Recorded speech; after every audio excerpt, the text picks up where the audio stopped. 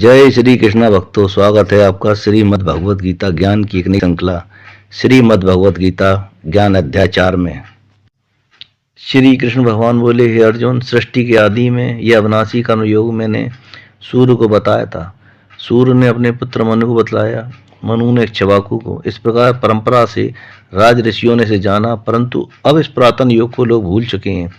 यही पुरातन रहस्य मैंने तुझे बताया, क्योंकि तू मेरा भक्त है। और मित्र भी ये सुनकर अर्जुन ने कहा, भगवान, आपका जन्म तो बाद का है और सूर्य का बहुत पुराना है, फिर मैं कैसे जानूं कि सृष्टि के आदि में आपने सूर्य को यह सब बताया था। श्री कृष्ण महाराज ने उत्तर दिया कि हे अर्जुन, तेरे मेरे अनेक जन्म हो चुके हैं, उन सबको मैं जानता हूँ। मैं अविनाशी, अजन्मा और सब प्राणियों का अधिष्ठाता होता हुआ भी योग माया द्वारा अपनी प्रकृति को अधीन करके प्रकट होता हूँ। जब धर्म की हानि और धर्म की वृद्धि होती है, तब मैं अपने रूप को प्रकट करता हूँ। साधु पुरुषों का उद्धार, पापियों का विनाश तथा धर्म की संस्थापना करने के लिए प्रकट होता हूँ। जो पुरुष मेरे इस दिव्य जन्म और कर्म को सच्चा जान लेता है, वह फिर जन्म मरण के बंधन से छूटकर परमात्मा में लीन हो जाता है।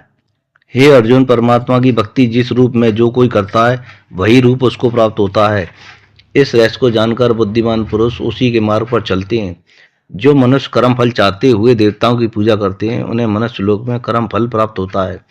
गुण और कर्मों के बंटवारे से ब्राह्मण, क्षत्रिय, वैश्य और शूद्र रचना को भी अविनाशी कर्ता परमात्मा की रचना समझ। जो ये जानता है कि परमात्मा को कर्म फल की इच्छा नहीं है, उसे कर्मों का लेप नहीं होता, वह पुरुष भी कर्मों के बंधन से नहीं बनता है। कर्तव्य कर्म क्या है क्या नहीं है, इस विषय में विद्वान पुरुष भी चकरा जाते हैं। मैं तुझे उस कर्म को ऐसे समझा दूंगा कि तू संसार के बंधन से मुक्त हो जाएगा। कर्म की गति रहस्य में है, कर्म का स्वरूप, निषिद्ध कर्म, कुकर्म और अकर्म को भी समझो। जो पुरुष कर्म को अहंकार फल कामना रहित कर्म समझता है और इसी प्रकार निष्काम कर्म को ही कर्म मानता है, वह बुद्धिमान योगी कर्मों को करने वाला है। आसक्ति से रहित पुरुष कर्म मुक्त हो जाता है, उसका चित्त ज्ञान में रहता है। ऐसा पुरुष कर्म यज्ञ के लिए करता है, उसके कर्म सुख दुखादि फल उत्पन्न नहीं देते।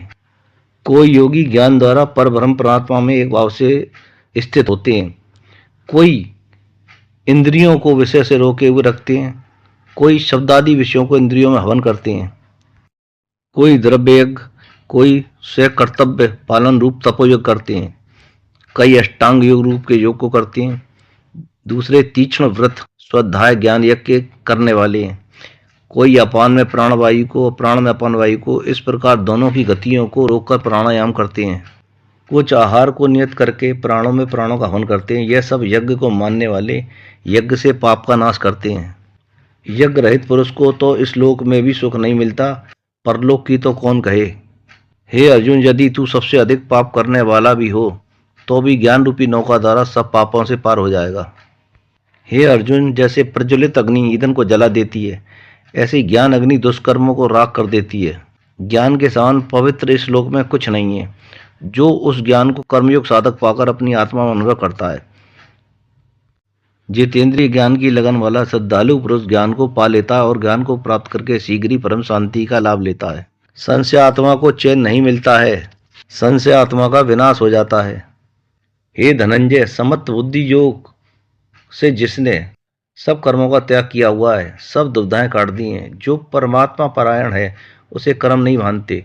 इसलिए हे भरतवर्षी अर्जुन, अज्ञान से उत्पन्न अपने हृदय में स्थित इस संशय को ज्ञान की तलवार से काटकर युद्ध करने को तैयार हो जा। इसी में तेरा कल्याण है।